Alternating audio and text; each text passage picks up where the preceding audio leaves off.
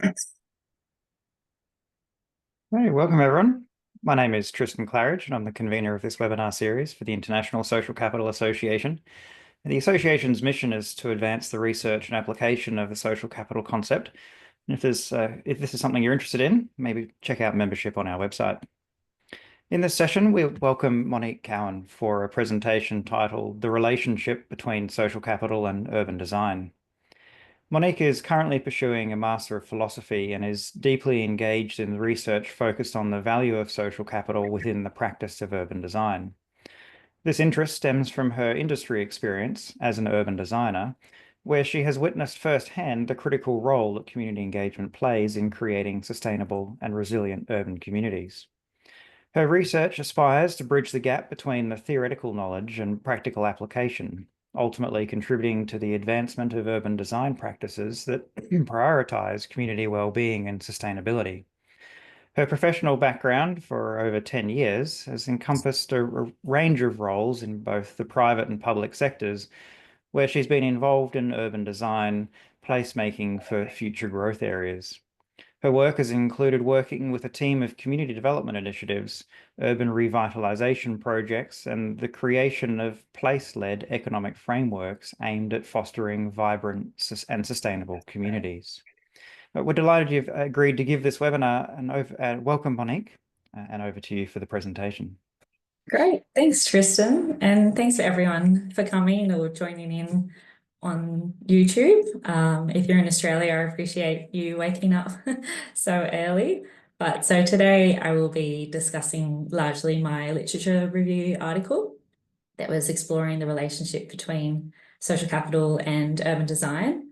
But before I start, I would like to acknowledge the traditional custodians of the lands and waters of the Gold Coast, where I'm presenting you from, the Yunganbar people, and pay my respects to their elders, past, present, and emerging.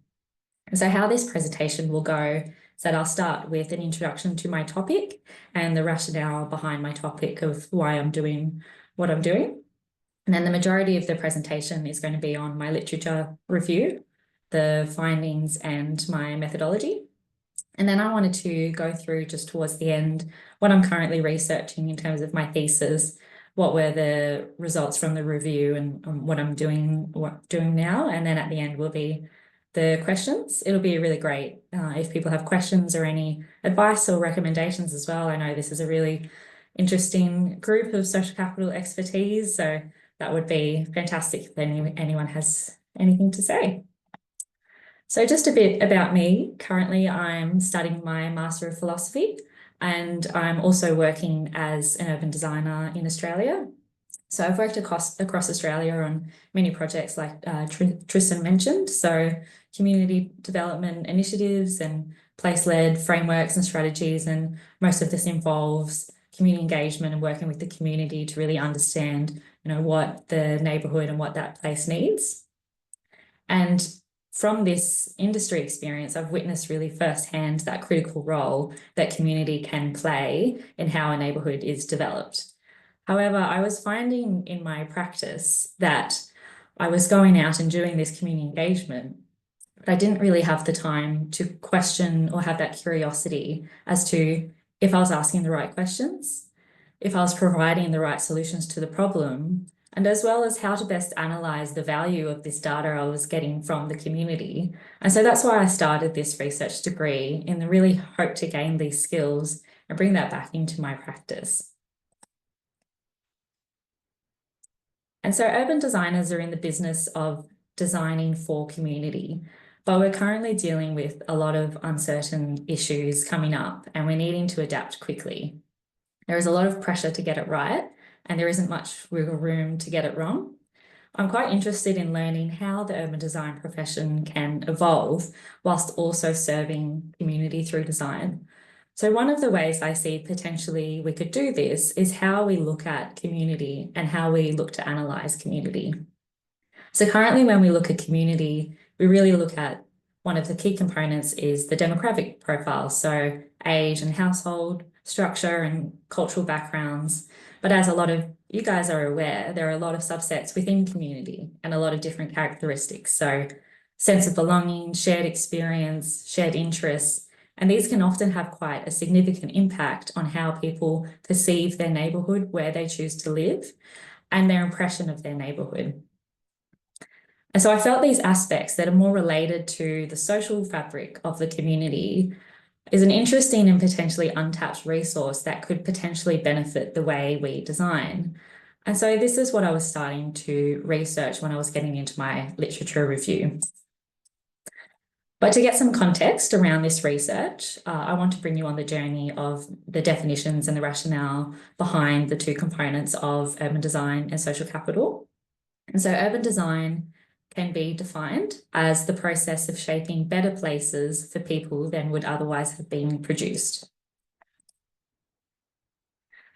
As an industry, we're dealing with significant challenges today, and these include rising impacts of sprawl and densification on cities, air pollution, impacts of community health and well-being, and the impacts of climate change on our physical environment. Work has obviously started in these areas, but we are critically and quickly needing to rewrite the playbook on how to shape better places for community whilst dealing with these increasing demands.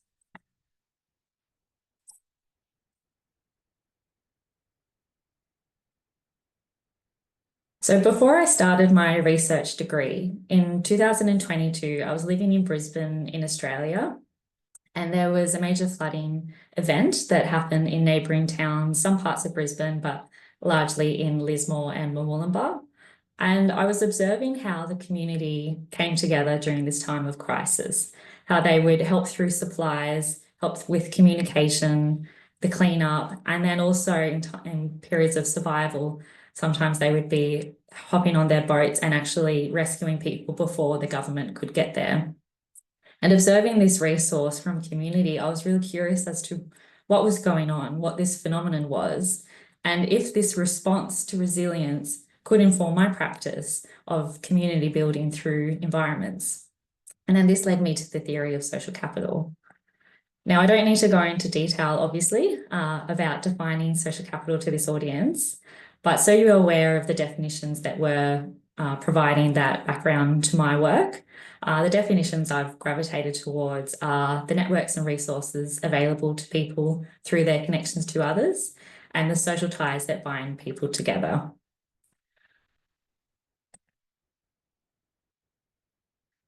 In the community, when residents feel connected to each other and a sense of belonging, the research says they tend to work together on local issues. This can reduce crime rates and disorder, and they tend to be more inclined to support new initiatives in their community. Also, the research indicates that communities with robust social capital tend to recover more swiftly from natural disasters.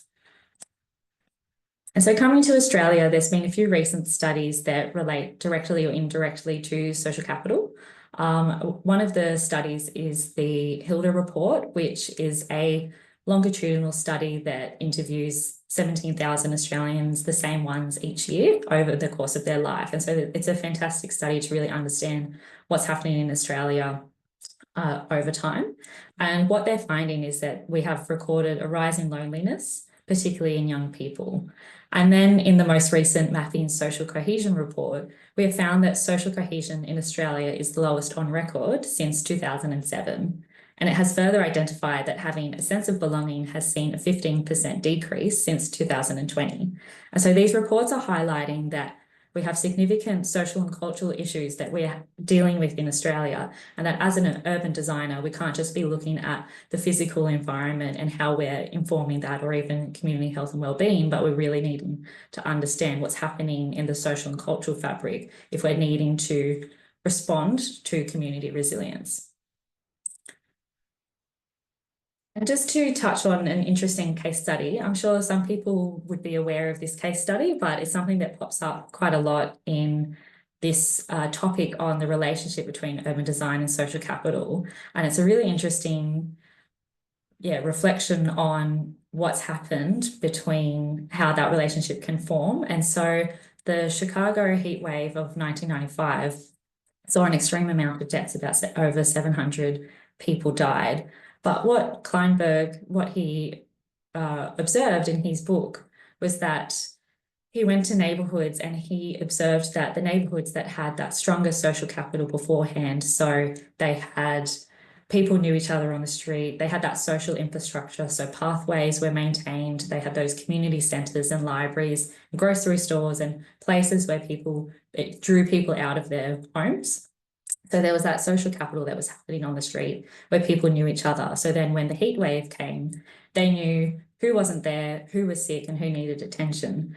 And he found that he compared that with neighborhoods that were more socially isolated, and you could see the correlation with the number of deaths. And so this provides that insight on the importance of awareness of social capital, how the urban design really can impact social capital, but also how the social fabric and how the social capital impacts how we are in our lives, and they can impact how we should be designing for community resilience. And so that's really the context and the rationale behind my topic. We know that urban designers are in the business of working for the community with the intention of creating good design that is fit for purpose. However, as we're grappling with these increasing demands on dealing with these challenges, we need to pivot and reevaluate how we currently approach designing for inclusion, resilience, and sustainability. And so the aim of this article, my literature review article that I'll talk with you today, was to explore the relationship between social capital and urban design in the existing literature. The method I used was a systematic quantitative literature review method. This is based on a systematic approach through categorizing results and producing summary tables of the collected data that can be repeated through transparency. So it's a great method for early career research students like myself. It sets really clear guidelines in order to grapple with the literature. And so following the SQLR guidelines, I created specific categories that I believed related to this topic and that could help me understand and grapple with this topic. And so these categories were the geographic locations of the authors, the definitions that they used, the methods that they used, key figures and movements that were influencing the discussion, and the key themes that came out of the articles. And so I chose these categories for a few reasons. So first, exploring the geographic locations, the definitions, and the methods, I chose for them so they could provide that context about the different approaches to the literature. And then particularly the definition category, from previous research before doing the literature review, I understood that there was sort of criticism on different definitions of social capital in the literature, and there's ambiguity around both terms. So I thought it was important to highlight that in my literature. And then second, identifying the key figures and movements. I felt that it was important as it revealed the driving forces behind what's influencing this discussion. And then finally, highlighting those overarching themes, for me, helps to distill the information that's in the literature and that I can sort of mentally get a grasp of what's going on into more digestible insights. And so the process of gathering the articles, I looked at 3 databases, so Web of Science, ScienceDirect, and PubMed. There were various inclusions that applied, so I only reviewed peer-reviewed articles, but I included all disciplines and all publication years. This was really to try to get the breadth of articles out there. But the number of retained articles at this stage was still quite considerable, so we applied exclusions. So we narrowed the word search to be more specific to the particular topic, and we removed any duplicates, removed any book chapters that came through, and then manually read the remaining articles making sure that they actually really address this topic. And so this approach really got me down to 40 articles, which I reviewed for this literature review article. And so the process of analysing the literature, I break down the literature into these 5 categories, just in Excel. Pretty basic for my brain, but it was a good way of being able to visualise all the data. And then once all that information was extracted into these categories, I quantitatively looked through what were the repetitive references that were coming through, and then I analysed from there.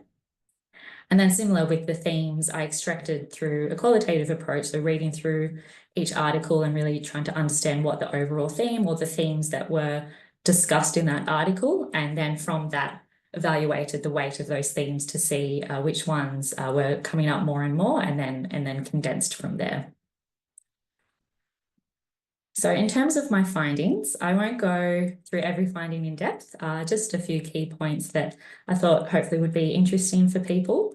And so for geographic location, the results revealed that there was a significant amount of articles from America, which might not be surprising.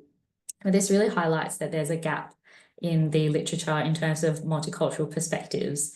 Two studies did emphasize this point, both from Asian contexts, and they said it's really important to have more articles from various contexts to gain more of a comprehensive understanding of how urban design impacts different neighbourhoods. And for Australia, this is particularly important in terms of climate responsive design.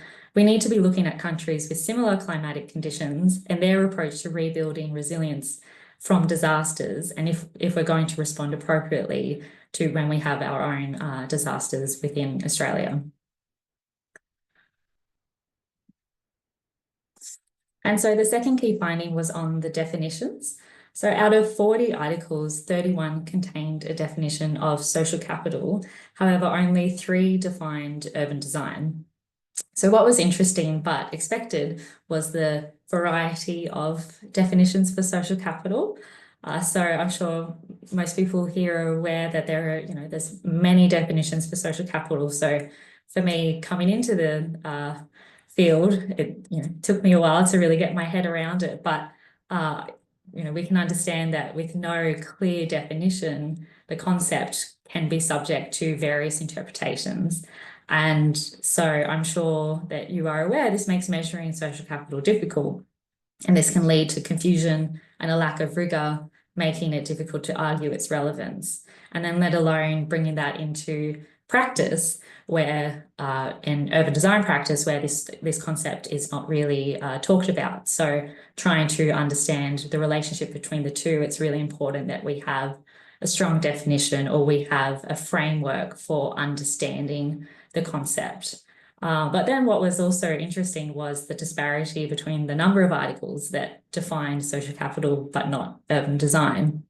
And so in our word search, we were really specific in terms of they had to have the words urban design or neighbourhood design, which was seen to be in a lot of articles a similar concept to urban design, and social capital. So they had to have those words. And so what was interesting that they didn't define urban design, and we took that potentially people or the authors understood that the audience might be more affiliated with urban design and the built environment, so they felt they didn't need that defining. But this showcases sort of further ambiguity around the concepts of both these terms. And to continue this research on this relationship, we really need to be understanding what the framework of both these terms are to understand its relationship. And so another key finding were the key figures and movements that were influencing this topic. So Jane Jacobs and Robert Putnam were referenced quite significantly in the literature. And then furthermore, New Urbanism, the movement of New Urbanism, and the movement and understanding of community health and public health were also repeatedly referenced in the literature. So Robert Putnam was mostly referenced in the literature for his work on social capital. So I've got sun in my face. It's early morning here. Let me move this way. That's a bit better. So Putnam was referenced in the literature, particularly for, let me move. That's a bit better. For his reference to the impact of sprawl to the decline of America, and his scholarship on social capital and the theory of social capital. Although scholars Bordeaux and Coleman were also referenced, contributing to the theory of social capital, so Coleman was referenced in 11 articles and Bordeaux in 7, Putnam was referenced in 22 articles. So he obviously has a significant impact on the discussion on this relationship. New urbanism was also referenced quite repeatedly. So this is a significant movement in the urban design industry, really understanding about the principles of walkability, mixed use, density, and providing livability for people in a close proximity to where they live. So this was understandably referenced quite in a few articles, and also criticised in a few articles in terms of how it relates to practice. Another major movement or understanding was in terms of the community health and public health. And so the word health was referenced, I believe, in 37 out of the 40 articles. And so this reference was acknowledged in terms of the rising public health concerns, supporting community health and well-being, and creating healthy cities and neighbourhoods. So this really is showing that there's that strong connection to an understanding of community health and well-being and the impact of the physical environment on that. But what was interesting was the repetition to Jane Jacobs. So if you're not aware, she's prolific writer and activist in the urban design industry, and she was really strong in terms of the value of what is happening in the public space and on the street for both the cultural but the economic vitality of cities. And so for her connection to this relationship with social capital, it makes a lot of sense where she would talk a lot about the place to gather on public space, the streets, and that's how informal connections and social connections are made. But what's interesting is that all these articles were written after 2000s, which is 60 years since her work. And so you start to question the lack of contemporary and also multicultural references. But this raises questions on who our current influences are on this relationship and what the tools we are using to improve the research and further understand this relationship. And so potentially there's a reluctance to connect contemporary practitioners with the research in the literature, as their work is often less validated than more historical figures, such as Jane Jacobs. And it's important to have those historical figures, but I believe that there's a gap that we don't understand what's happening currently in terms of who the practitioners are that are working in this space. But to improve this relationship between practice and scholarship, it would seem crucial to consider those more relevant contemporary references in urban design so that practice can evolve and learn from academic insight as well as our understanding of those historical references. So that final finding that I wanted to discuss today were the themes that emerged from the review. So what we found in terms of the themes were the two, and the first one being built environment outcomes. So another way of understanding this is the product or the outcome of urban design, which is the built environment. And then the second theme was the community participation, which can be seen as part of the process of urban design. So you really understand urban design as both the product or outcome and the process. And it's a combination of those two things. And so each article addressed at least one of these themes, and approximately 25% addressed both of them. And within built environment outcomes, there were 4 key sub-themes or attributes that came through that. The first one was neighbourhood scale and design. So multiple articles talked about the design of the neighbourhood and how that impacts social capital. So if it was walkable to green spaces, access to destinations, or they would compare traditional designs to more conventional designs and really understand what's the impact of the social capital. So there was a lot of interest in how we design what we design and how that impacts social capital.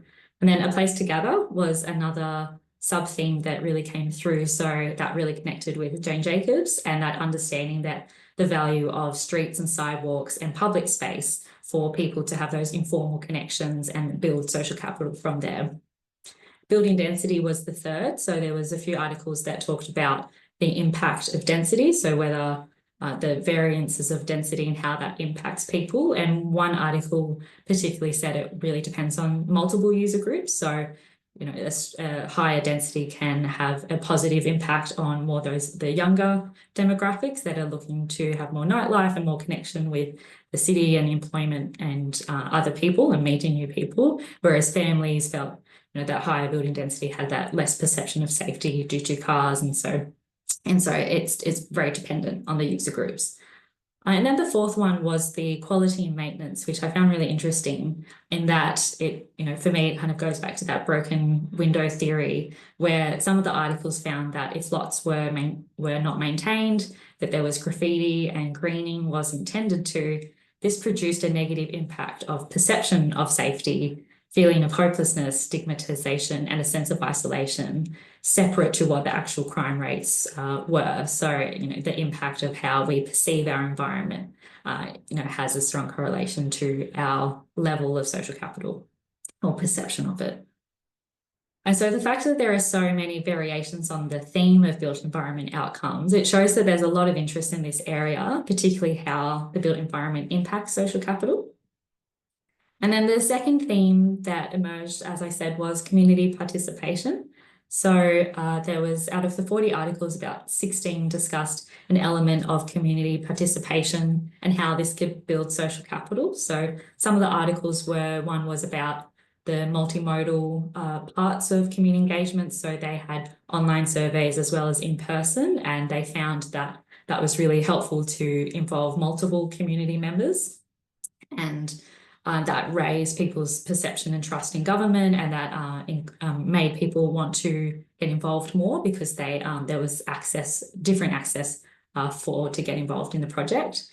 And then another project was a co-design workshop where they had a group of people from different backgrounds, so that really looking at that bonding social capital, and they had to come together to discuss a project, and to go to further stages in the project, they had to agree. And so it was really, what the article said was really interesting in terms of that bonding social capital. Even though they had different perspectives, they had to listen and understand and then agree to move on to the next stage.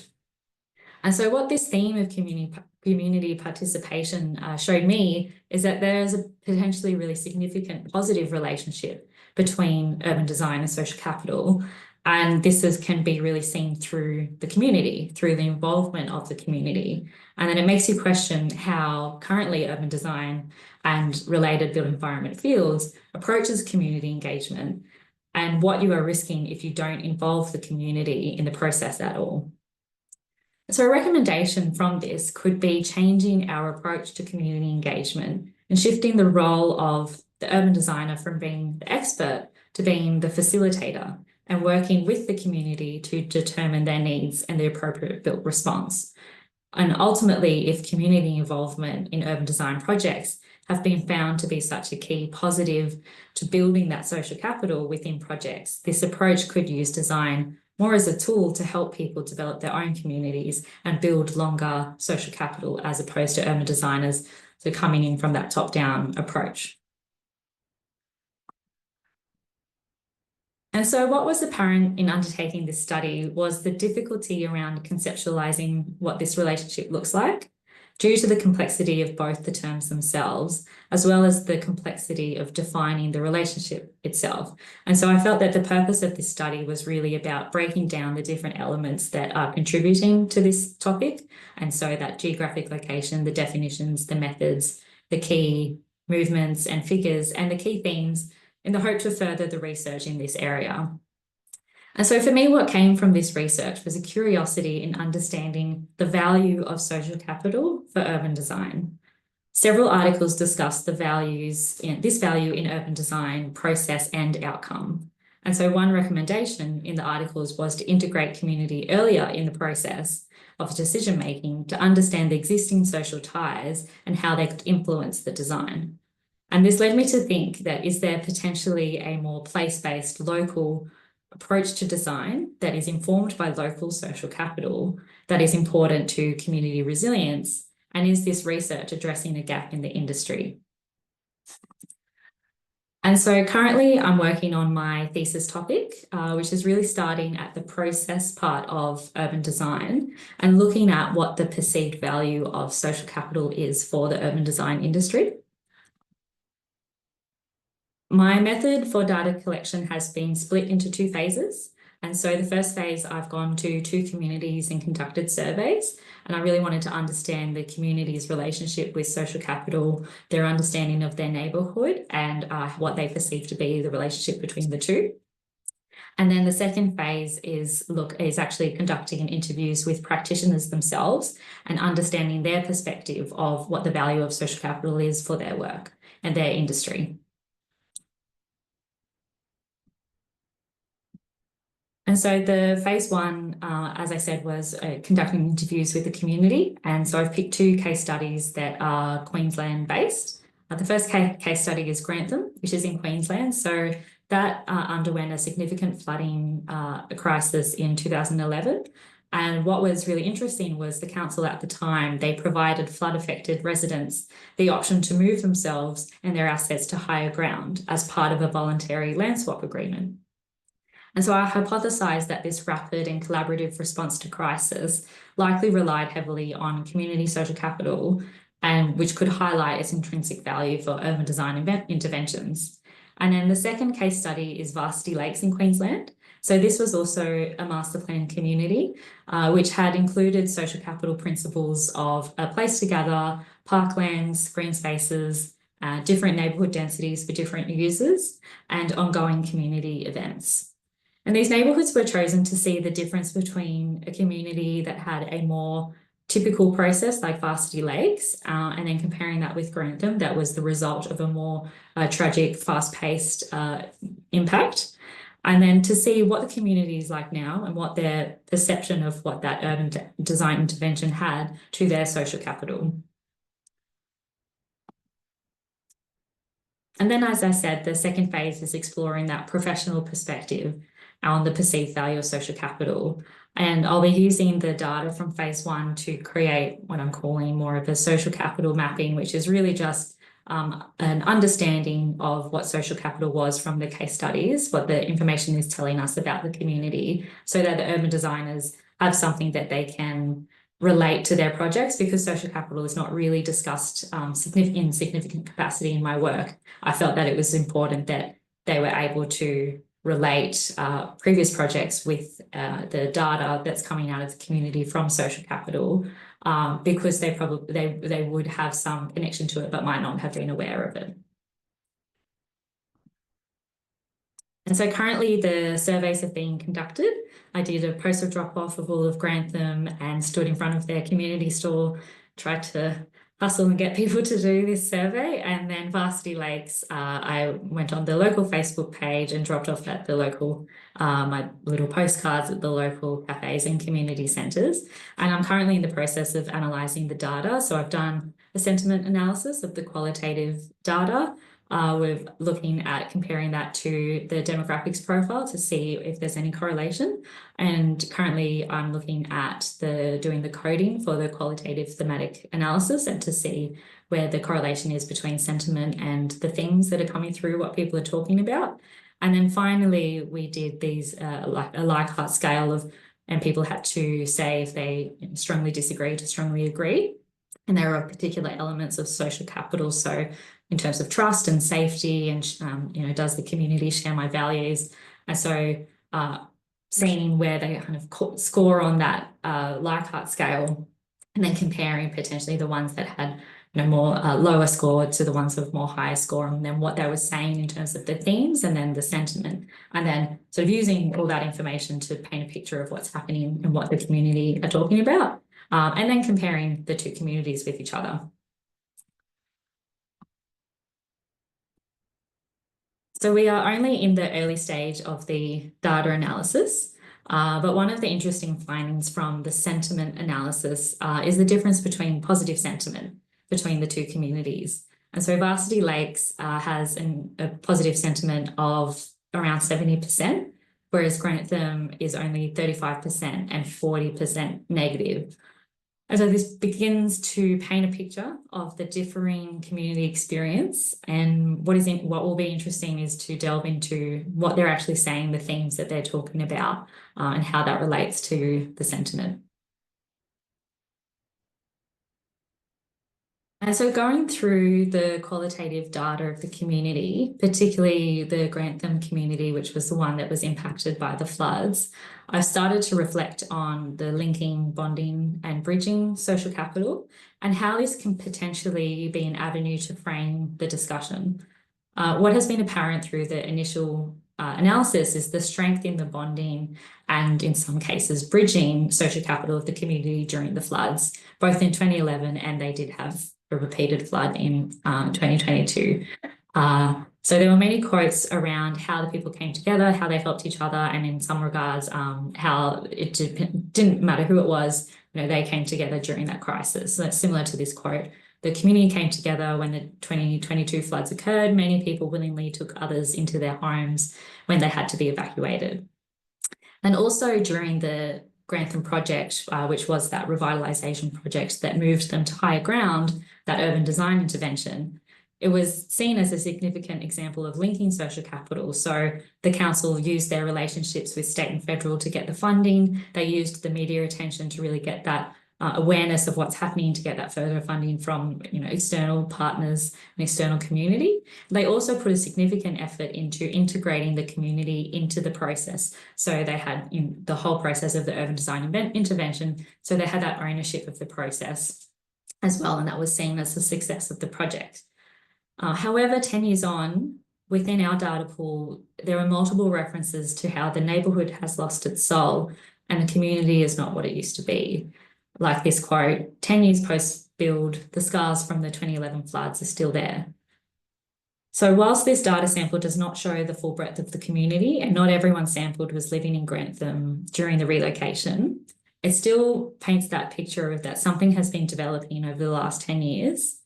And it starts to question what the role of the government is, as well as the urban designer, when the project is done. And so in the practitioner interviews, I'll be asking questions about what the role of urban design and planning lies in responding to building social capital and how they respond to the evolving community. And so going through this data, I can't help but reflect on the connection of linking social capital with the role of the urban designer, and if it is critical for the community resilience long term. And so to my final piece is what do I hope for the contribution of this research is. And so I'm looking to evaluate the perceived value of social capital for urban design through the lens of the community, the urban design practitioners, and what's in the established literature. Hopefully to highlight any discrepancies between these subgroups, raise awareness of the potential importance of social capital for urban design, and really explore the research for whether urban design process should be altered, particularly how we engage and understand the specific communities we are designing for, to consider social capital to a deeper extent. And so my research should be completed, hopefully, by this time next year. So stay tuned. And yeah, that's the end of my presentation. Thank you for listening. Great, thanks, Monique. So we'll have some questions and discussion now. So feel free to either raise your hand, which you'll find under the Reactions tab within Zoom, the little React button, and when you click on there, you'll find Raise Your Hand. Or alternatively, you can post in the chat. And when I call, you can unmute yourself and ask your question. If you're not in a position to ask the question yourself, let me know in the chat and I'll be happy to read out the question on your behalf. So we have a bit of time. So there's plenty of time for questions and discussion. I think I might start with the first one, Monique. Yeah, great. Like talking about your literature review, which I found really interesting because it echoes a lot of the same findings that I've come across as well when I read the literature, particularly around definitions or the lack of definitions. And I was interested, like, it's a pretty simple question, I guess. A lot of people will define social capital, but then proceed to talk about or use the concept in a kind of different way that doesn't necessarily match the definition. I know you didn't specifically look for that in your analysis, but is that a sense that you got when you're reading the literature? Yeah, that's a really good point. Yes, it is. Like in terms of the definitions, a lot of people the definitions were just so various. And I found that particular people were defining, particularly Putnam, and that social good and the impact of social capital, the value of social capital for community. But then I guess a lot of articles were then really about sort of what were the built environment outcomes of social capital. So they would sort of frame social capital, but then more focus their work on, well, how does urban design impact social capital, as opposed to, well, how does social capital impact urban design? And so I think, which is completely understandable, it's really interesting to understand how the built environment can impact social capital in various ways. But I guess maybe that was, for me, that was something that really came out quite strongly, and that's why I was quite interested in, well, really, what is the value of social capital for this work? Because that's what was something that I I got parts of it, particularly in more that community participation theme, and I got parts of where people said, particularly when it was as a result to a disaster or as a result to relocating an existing community to another place, where they said, there is significant value in understanding what the social capital of this community is to how we respond. But majority of the articles were really about, well, how does the built environment impact social capital? So I guess in terms of the definition of social capital and the differing uses, that was sort of my take. I came out of it. I had to sort of do a lot of my own research in terms of what was the definition of social capital, in conjunction with this. And then I know with your paradigm, that was something that for me, that was a really aha moment, because that was something that really helped me to really understand that social capital is both the the nature for me, and how I related it to urban design. It was like they have that dual occupancy, where urban design I see as both the process and the outcome, whereas social capital is sort of both the nature and then the structure of a community. And sort of that did come through the literature, but yeah, I think the definitions were still complex. Yeah. Yeah, and I guess my reading of the literature is that there is such variety that some are Mm, looking at how urban design shapes the nature of the space, which is the mm, space for social interaction. And of course, social interaction is what effectively creates social capital. So yeah. in my paradigm, I would describe that as the enabling environment. Yes. But Yes. then other literature looks at, and I think you captured this in the themes that you Mm, identified, other literature looks at, well, the nature of urban design shapes the sense of place identity. And mm, place identity is a bit different than just simply the space for social interaction, because not yes. only does it shape the nature of social interaction, like how we relate to people because of our sense of place identity, but it Mm, also shapes our sense of belonging, and it actually directly influences some of those beliefs and values that we might describe as being social capital itself. But mm, it still is influencing that. It's not, it's very difficult to ever say, urban design is social capital. yeah. It's Yes. urban design influences social capital via what pathways.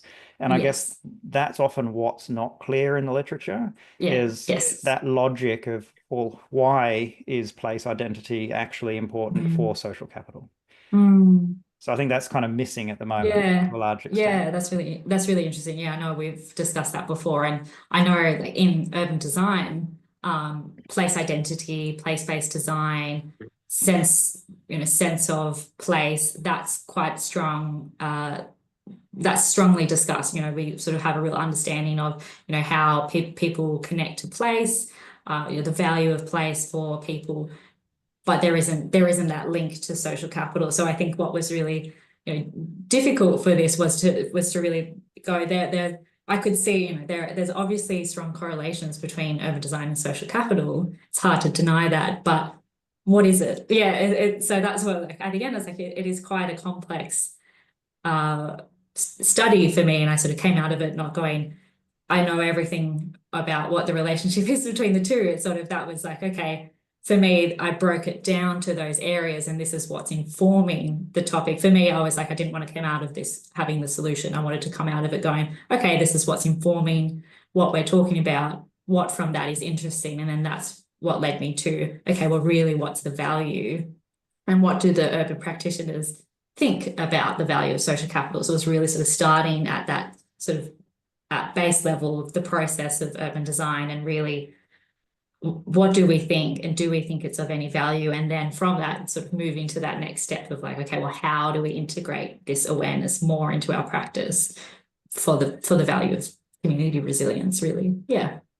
Yeah, so we've got a question in the chat we'll come to in just a moment, but I want to pick up on that idea of, what do urban designers think the value of social capital is? And Mm, like you came out in your review, they talk about health. yeah. Seems to be the most tangible thing that they can grab onto and say that, look, this is important because it has Yes. implications for health. Now, there's Yes. a whole lot of other reasons why social capital is important as well, But I guess Mm, it's interesting that they're not focusing on necessarily economic development or, mm. business opportunity, entrepreneurship, or, so many of the other benefits that might come Yes. about, political engagement, on and on and Yes. on. They're grasping onto health, it seems. And Mm, I wonder if that's because it fits with the mandate of urban design, I guess, that it goes sort of mm, hand in hand with you're interested in people's well-being in mm. their space.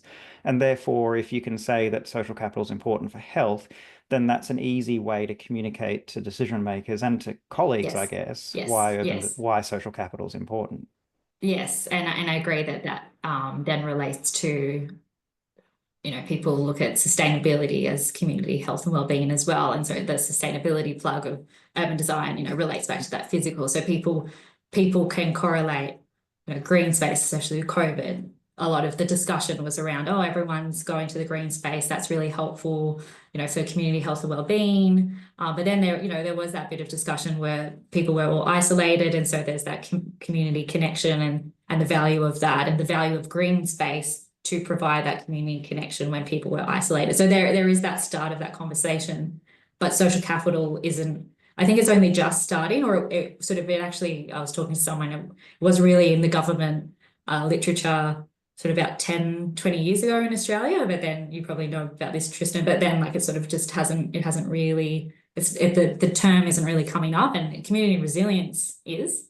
But the value of social capital for community resilience, that's not really discussed. And I wonder if it's because um, urban design is really, it's the physical environment. Like I've come from, architecture to urban design, but I've segued into placemaking and government and social planning. So I've come in with a bit more of that. Well, who's the community, and who really is the community, not just, when we, like what I said at the beginning, like often when we look at community and go, okay, how do we respond to community? We look at the demographics, and then we sit with, we talk to the community and go, what do you need? What do you desire? And then we use that to inform our response, as opposed to what's the social fabric happening in this community? This is not everyone. There's very amazing, particularly social planners and, amazing social urban designers and strategic planners that are doing this work, but it's not commonplace. And I think there's a strong desire to do this work. There's an understanding, but without that social capital framework and there's definitions and that clear understanding of what this relationship is, what that framework is, that we can have the tools, that's what's difficult. And I feel like in Australia in particular, with First Nations engagement, that's sort of whilst I'm starting to do the sort of background research for my thesis. Not that I'm working in that space at all, but I think there's quite a lot of correlation between, the value of storytelling, the value of understanding of place from storytelling and from connection to place and from connection to community, and how that's valued in terms of the cultural mapping, and how the urban design industry is really going, we understand this is a value to our work, and this is what we want to work towards. So I can see that there's that correlation between the value of storytelling, the value of narratives, and the value of community in how we inform our design. But social capital is not something that's really at the forefront at the moment, I believe. Yeah. Yeah. And I think it's a good point you made that there was a fair bit of interest about 20 years ago. Mm, And I think a lot of that came from some important publications by the Australian Bureau of Statistics, particularly by mm, Wendy Stone around 2001, 2002. And I think that received quite a bit of interest at the time, mm, and perhaps provided a bit of impetus for there to be more discussion about the concept of social capital in Australia. But mm, since I agree, there hasn't been as much. I think it's kind of lost steam, and I kind of agree. I'm not sure if you agree with this completely, but I think a mm. lot of it is that lack of kind of a logic schema or a real way Yeah. of understanding how the pieces fit together, and a Yes. way then to be able to communicate the importance of this thing. Like everyone kind Yeah. of knows deep down, okay, yeah, like community is important, but Mm, if we can't communicate that to the people who are making the decisions, mm. then it doesn't have a lot of value. And that seems to be Yes. what the literature is still struggling with, is how do we communicate that value and importance in a way that Yes. people can say, oh, yes, look, we do need to take this seriously. Yes, yeah. And I guess this is not really in my area, but in terms of social value, that's something that I know in the UK that's quite big, and that is something that's coming into the work of urban design, is really attaching economic value to social. So that is something, I guess, that is really sort of trying to quantify social value through and as an economic sphere, and go, well, this is the economic value, but yeah, in terms of that relationship between social capital and urban design, yeah, I agree. It's still ambiguous. Yeah. Well, we could talk all day, but let's get to a question in the Yeah. chat. Alex is in a shared space, so can't ask this question themselves. The question is, did you notice any contrast between design and the activation after development of spaces in the papers in your review? And if so, was one more highlighted or valued? Mm. So my understanding of that question is did I notice in terms of design, I'm wondering, do they mean the process of design and then the outcome of the design, if there was a contrast between those two? Is that the question? Sounds like it could be. Yeah. I'm sure Yeah, I Alex guess. will quickly type a response as well in case it isn't. Yeah, hopefully I answer it. Yeah, so I guess, yeah, for me, there was a contrast, and that's sort of why there was the two themes. So I felt that and this sort of informed my awareness of urban design. So when I sort of went through the process of the themes and really could see that there was two approaches to this relationship, which was really, we're going to look at how the built environment outcome impacts social capital, and then how the community involved impacts this relationship.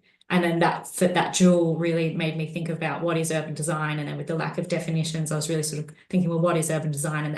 And then looking further, it was really that discussion of, well, urban design is the two. You can't have a process of urban design and without the outcome, and both ways. So in terms of the contrast, yes, I felt like they really kind of, there was some overlap between the two, but there was really that contrast between, in terms of what urban design, the outcome of urban design, and then the process of urban design. And so that's what I found was in the themes, that people are really kind of looking at one or the other, and there's not as much articles on this. This was the process, and this is how it informed the outcome potentially. Yeah, yeah.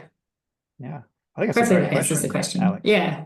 I think it's a great question because, I think often in urban design, we think about just purely the built environment, but Yes. it's actually more than that. It's actually the policies and the guidance on how that built environment should be used that ultimately shapes the use of it. So it's Yes. that combination. And so Yes. what came to mind immediately for me was the cycling infrastructure in the Netherlands is Mm. that combination of the built environment that provides the space for cycling to occur, but also the rules and policies and social norms Mm. around the use of that infrastructure, that physical environment, that ultimately shapes the way in which it's used, the way in which it's interpreted, and therefore the way in which social interaction occurs, which of course then is the backbone of actually creating social capital. So Mm.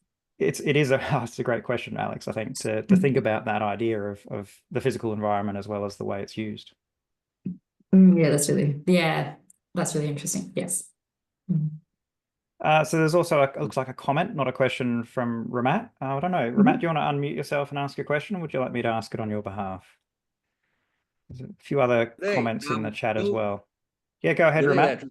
Andres. No, please carry on. I'm actually at the same time reviewing a paper that's due tomorrow, so please carry on. Great. Yeah, no, Ramat, you must have got up nice and early for today's session. I think if you're in Malaysia at the moment. Oh, nice. Yep. Uh, Thank you. So Sonia also made a comment as well. Feel free, Sonia, to unmute yourself if you'd like. The comment is related to using social capital as a model but using community well-being framework. So the framework is the result of a 2-year collaborative research initiative between the Conference Board of Canada and Dialogue to study the relationship between the built environment and the well-being of people. And I think, like, I don't know if you're familiar, Monique, with the New Zealand embrace, at least for a while, embrace the well-being framework and the community capitals framework. And so it is, I think, also another popular way of integrating social capital into a way of understanding well-being. That's good. That's actually really helpful. I think for the next stages, I'll sort of really be looking at more of those sort of government initiatives and like what has been not necessarily in the literature, but those government documents, like over time, probably, more particular in Australia and then New Zealand. That's really, I do remember that. So that'll be helpful to just, it's really that, well, what's that framework that we're using in practice and policy? No, that's very helpful. I think the New Zealand case is really interesting because they worked for 10 or 15 years on this well-being framework, and it was the Treasury that was actually the one doing the work. And then integrating that community capitals, of course, of which social capital is one of them, into at a Treasury level, which I find really fascinating, and as a way of understanding, I guess, and measuring, evaluating impact, success, I guess, of government by looking at well-being rather than GDP, which is a fascinating way of doing it, of course. So out of the corner of my eye, I saw John might be raising a hand. John, did you have a question or comment? Yes. Thanks very much. I was wondering, could you say a bit more from your literature review about the extent to which people are taking empirical measurements and in sufficient detail of both design and what you call community engagement? And is there sufficiently detailed information to say anything about the relationship between these two things, and perhaps don't want to get too causal about it, but at least correlational data of the way in which design enables or allows greater community engagement, either within a study or perhaps if you can compare across different studies?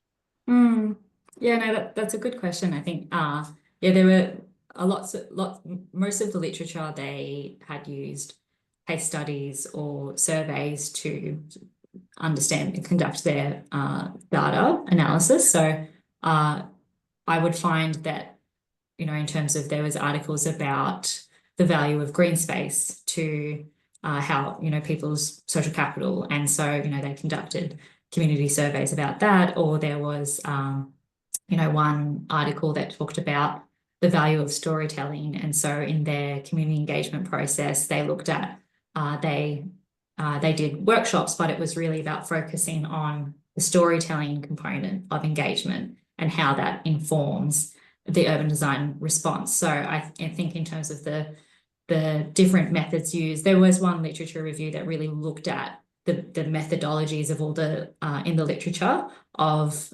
and they looked at the relationship between the built environment and social capital, and that was a really extensive literature review. So I didn't go too deep into the methods that were used because I felt like that was done really well. But they had similar findings to me in terms of a lot of people, would sort of look to new urbanism or look to the way the neighborhoods were designed and then how that impacts social capital. So there was sort of a lot of different approaches, and I think that's potentially why I'm still grappling with it myself, is that there was a lot of approaches to how people conducted their research to get their findings.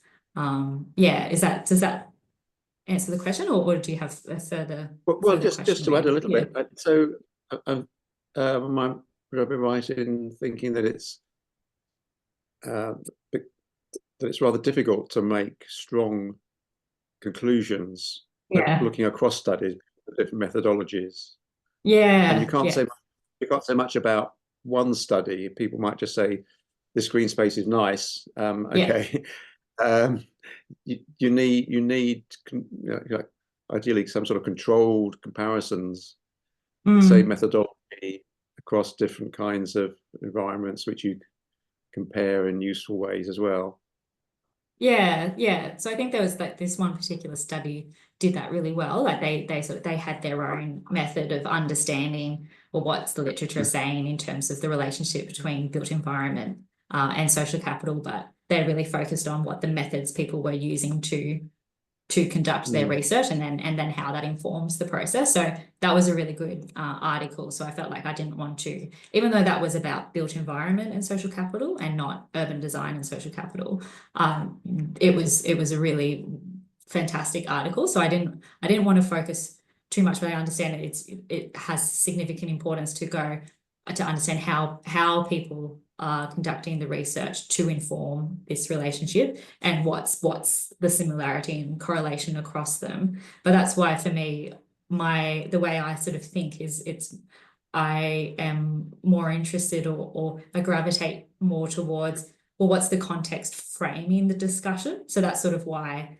I focused more on the key figures and the movements and the Right. themes. So it's really about, well, Sure. what's the context informing it as opposed to what people are actually saying. Yeah. That was my framing. Yeah. Sure. Yeah. Thank you. There's so many avenues, and it's still so complex. And as I said, I'm early research career student, so I was figuring out research as well as figuring out social capital at this time. So for me, it was really about, okay, who's talking about it and who's influencing the discussion, and what are the definitions used. And then it was more that macro and sort of standing back and going, okay, well, that's what's influencing this discussion, and then what should be that further research that goes from this. Yeah. So that was a really good question. Thank you. Yeah. And on that, I think it is interesting, if you think about, if you're writing about social capital and urban design, and if you don't cite Jane Jacobs, then people are worried that if you don't cite Jane Jacobs, then you're ignoring what was commonly recognized as the first meaningful connection between the two. And so I think quite often the work of Jane Jacobs, and in fact, I think Bob Putnam, are cited just purely because if you don't, then you might be criticized for ignoring seminal work. Yeah. Not necessarily that you then pick up any of those themes and take them forward. Yes. And I think it also is part of what we were saying earlier, that it's not at all uncommon for a paper to cite Putnam, Coleman, and Bordeaux, for example, all in the same paper, and then not necessarily even clarify which one of those definitional approaches to social capital that they adopt before proceeding with some sort of empirical research using the concept of social capital. So I think, while these things are really interesting to see who they're citing, it's probably more the themes that you identified I find more interesting, because that is then framing what their interest is, rather than just citing what they perceive to be seminal work. Yes, that's true. And I think, it was the themes for me as well was interesting, and really for me was that finding of how they really can be part of the urban design sort of dual understanding of what urban design is, but they kind of could fit into these two spaces. And then that really just concluded for me, I feel like there's still that ambiguity around what urban design is and the understanding of it, and that it's both. It's not one, it's not just the built environment, it's actually also the process. And so that for me was the most interesting. And also the relationship between the built environment outcomes on social capital, how that has so much more significant interest. And I think that correlates with, the community health. And it's really about the physical environment is not necessarily the priority, but that's what people understand, and how that can impact community, as opposed to, well, what's the reverse of that relationship? If there's a change in the balance of the relationship, what does that look like in terms of, well, how does social capital impact how we design? Yeah. I think it's an interesting way of thinking about it. Because if you look at something that's really complex, like walkable neighborhoods is something that's been studied quite a bit within the lens of social capital. And the assumption is that if you create a walkable neighborhood in terms of an urban design, then people will use it in that way. They'll walk and cycle, and therefore people will be more likely to interact with each other. And then if you follow the breadcrumbs along, If you've got the urban design in that way, it's a walkable neighborhood, people will use it in that way. And when they use it in that way, they're more likely to interact. When they interact, they're more likely to actually like each other and build connections. And when they build those connections, we effectively are creating social capital. And so through that process, and it's not one step, it's more like four, the logic is that you end up with more social capital that then can produce the kinds of outcomes that we're interested in, like improved health. So maybe it's sort of 5 steps along that continuum. But the thing is that so many different factors come into whether or not a built environment is used in that way. And then when it is used in that way, whether or not people really interact. And it's more than just the built environment that influences whether people do interact and the nature of that interaction when it occurs. And so there is a tendency in the empirical literature to be quite reductionist and just look at the relationship between the urban design and the social capital, however that's defined, while ignoring all of the other things that are potentially extremely important, like the political environment, the economic environment, and so forth, that may influence. Yeah, no, I think what you said, I'll try to remember that in terms of it's more than just the built environment that impacts social capital. I think that's a really important point. And I think, in terms of that's something that, I have my own biases coming into this in terms of I have an urban design background, I have that built environment background. So then I'm coming into this, wanting that reductive, like wanting it to be reductive and going, well, I want this to be the answer, that the built environment helps in A, B, C, and then that's what we need to do, tick, and that's how we learn, and that's how I can tell other people in this industry. It's like, well, it's not as simple as that. it's this, and that's what that interest about. Well, what is that relationship? You almost want to figure out what needs to happen for that recipe to be complete, like that there's got to be multiple ingredients. It's not just 2 ingredients. It's sort of but when does social capital need to kind of come in at a certain part? Or it's complex, but it's really interesting. It's really exciting to go into this space. But I think in terms of there will be need, and that's what I'm interested with the practitioner interviews, that mindset of the value of the built environment role for how community develops, but then reshifting what that mindset is and going, potentially there's more value if you flip the page. I guess that might be uncovered in the next stage of your research as well, because like just at face value, the difference between Varsity Lakes and Grantham, they're very different communities, and the kinds of reasons that may shape those perceptions that you identified as being quite different, the reasons for those perceptions may be a great deal more than urban design. Than urban design, exactly. And it's extremely difficult to try and unpack and uncover what they are, because for other people, like I live in this area, so I'm familiar with these communities, and Varsity Lakes is an urban development by a major land developer, a planned community effectively, whereas Grantham is effectively a rural town in an agricultural area in the Lockyer Valley. So there are some pretty significant differences between those communities, and very different historical factors as well. Grantham's been around for probably 120 years, whereas Varsity Lakes is, I don't know, what, 30 years by now? 30. So I think like that's the challenge, I think, is trying to unpack some of those kinds of factors. How do you look at history and historical events and demographic characteristics and I don't know, like so many value systems, potentially even religious beliefs factoring into these kinds of issues, social mobility, like there's so many things that could potentially influence what we're talking about. It becomes really difficult. I think picking up on maybe John's point from before, if I understand correctly, like doing any kind of comparison between empirical studies becomes incredibly difficult when those factors may or may not be taken into account. If one study finds walkable neighborhoods are really important for social capital and another study finds they're not, like how do we interpret those findings when it's so complex. There's so many other potential factors that feed into it. Yeah, that's such a good point.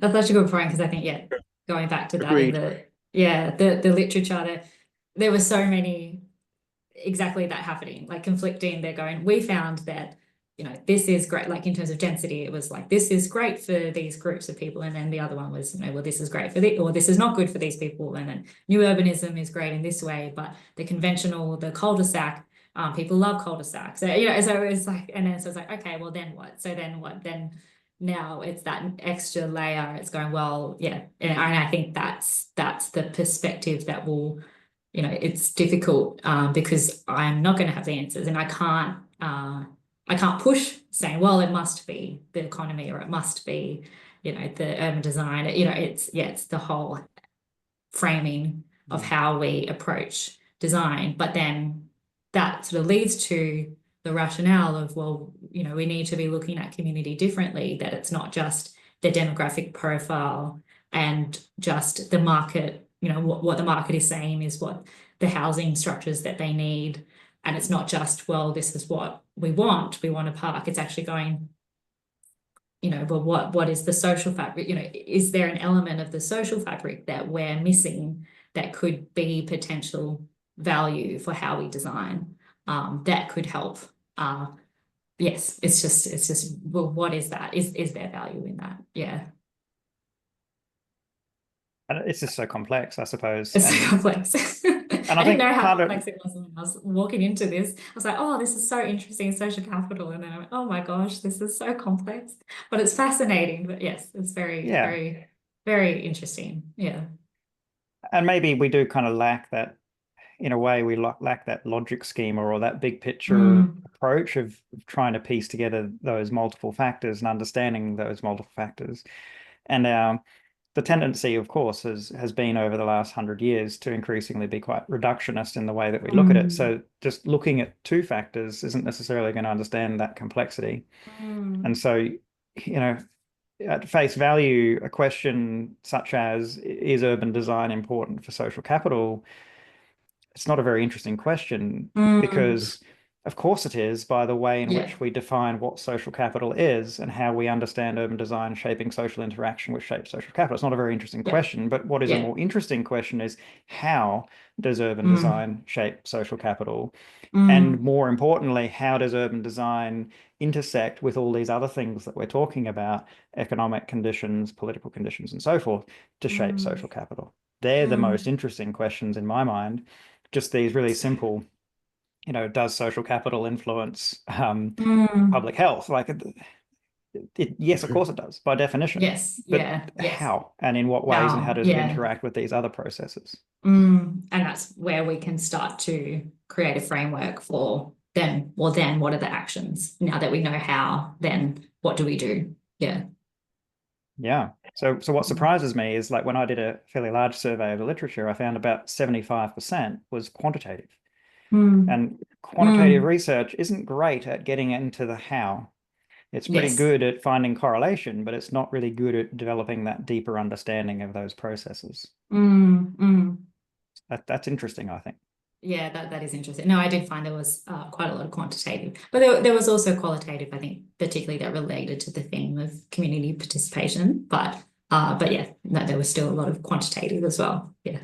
And there's probably more qualitative in urban design literature, just by the nature of the discipline. Yeah.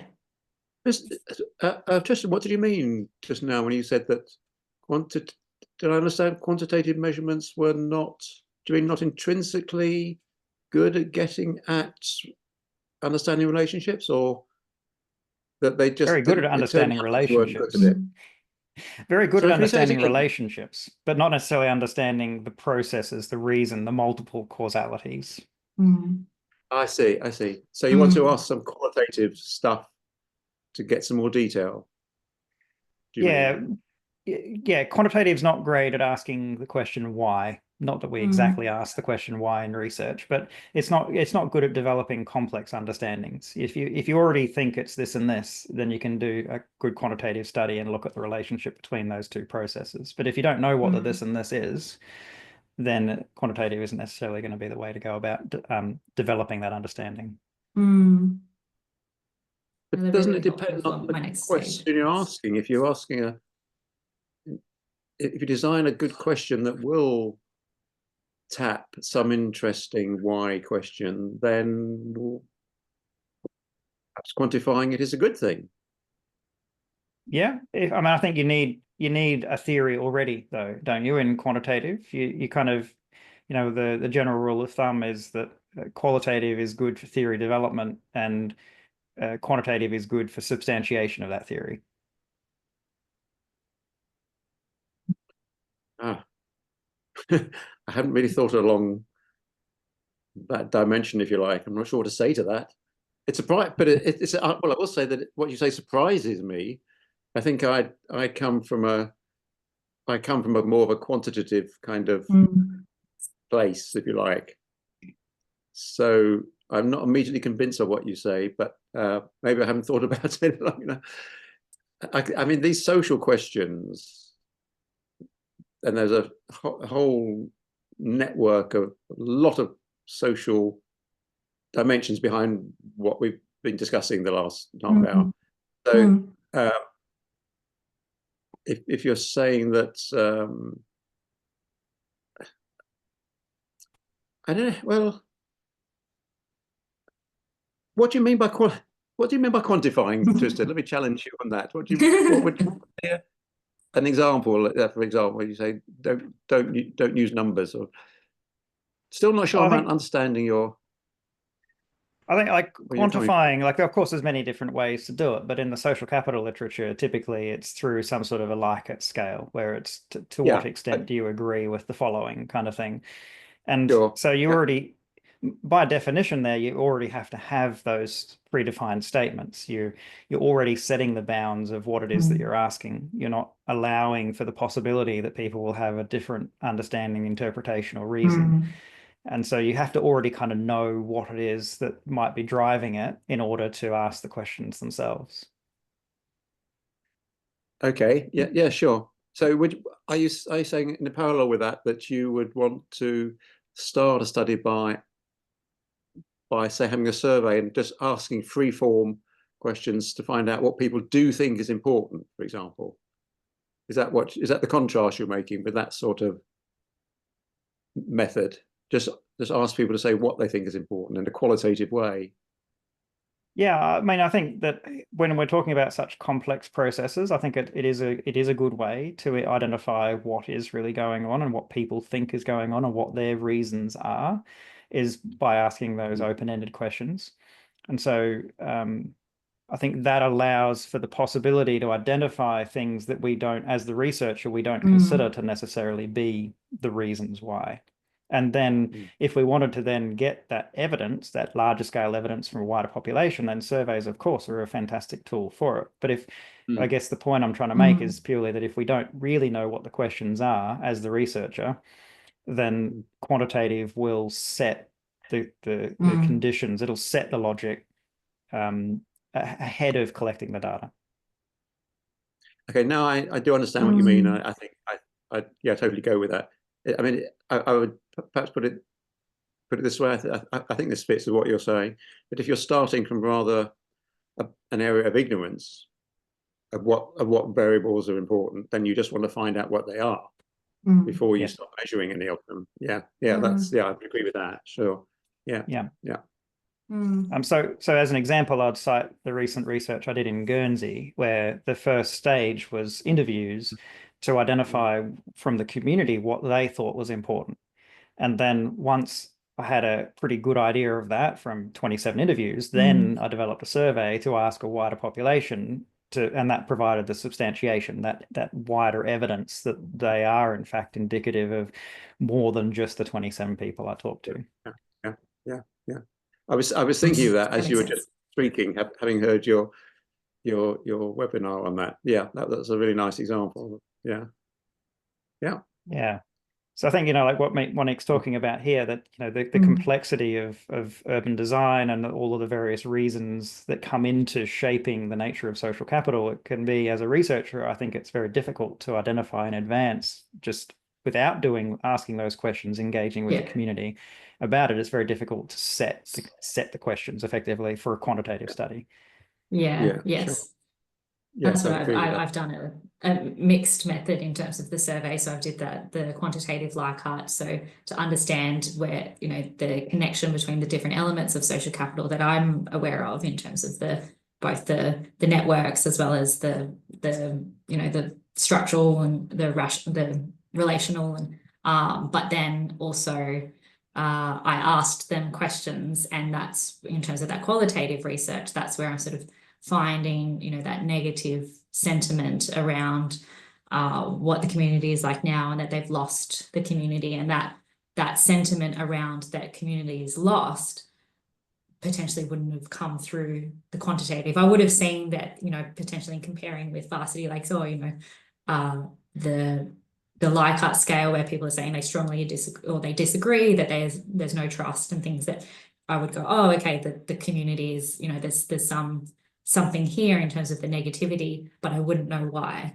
And so that's where that qualitative, I'm going, that they're starting to say, you know, I don't trust the government, they don't help, but, you know, and that's where I'm starting to go, oh, okay, maybe that's the connection as to why they have scored more lower maybe than in comparison to Varsity Lake. So that's what's helpful for me to sort of understand the story, the picture.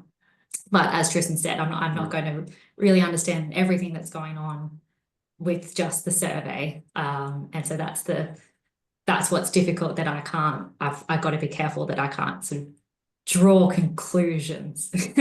Yeah. Right, so we've still got a little bit of time left. Does anyone has any final questions? Make sure you get them in very soon. There was a question in the chat about Jane Jacobs' work, and Alex very eloquently answered that question for us, but I'll read it out for anyone who's watching this video later.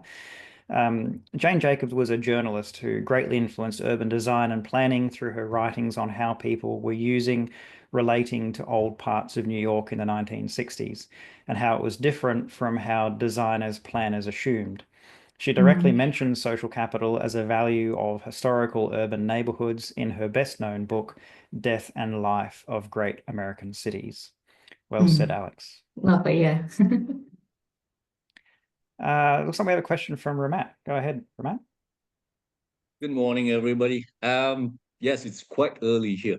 Just quickly, rather than a question, I have a comment. I think John asked a question about quantification. Yes? Yes. Right. So, Yeah.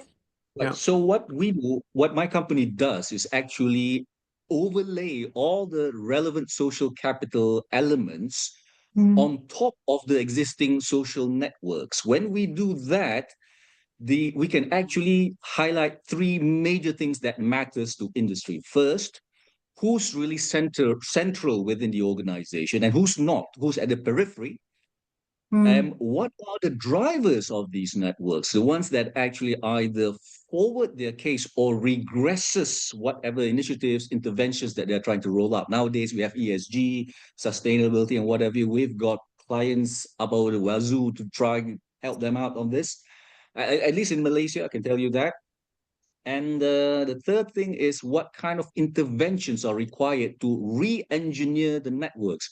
So by overlaying these two, we can give real applicable actions to our clients, to the industry clients. So that quantification, it may not be exactly scientifically rigorous, but it gives them, it tells them what to do and what not to do. Let me simplify it that way. That's it. Cheers. Great, thanks, Ramat. No worries. Question just popped up in the chat from Alex. Monique, I think you mentioned urban designers didn't seem to refer much to social capital. I don't know if I missed it, but did you find that they were talking about it, but through a different name? Or is it just not as much of a concern for them? It's a good question. So I haven't interviewed practitioners yet, but that's more just based off my experience, that observation. But I think that's a really good point. I think community resilience is definitely sort of the words that are talked about, and obviously social capital is a component of community resilience. But yes, from my experience, social capital, people know the word, but it's not integrated into us designing in terms of from my experience. Yeah, it's starting to, but I think community resilience has had more of a show the last sort of 5 years. Yeah. If I can put my 2 cents in as well, Yeah, I think that urban planners are absolutely interested and concerned with social capital, but don't necessarily use the term social capital to describe it. But it is still something that is, I think, like you said, it's a little bit on the edge rather than being central to concerns. And I think there is a need for something like social capital to frame the logic in a way that allows urban designers to actually embrace and provide reason for doing the things that they do. Like, I think in everything that we do, social capital is intuitively understood, even if we don't use the term social capital to describe it, because it relates to things like trust and norms and relationships and all of these things that we already do, but we don't necessarily use the term to describe it. And I think urban, like, social capital is almost one of the main mandates of urban design. It's just not explicit, I guess, in the way that it's understood.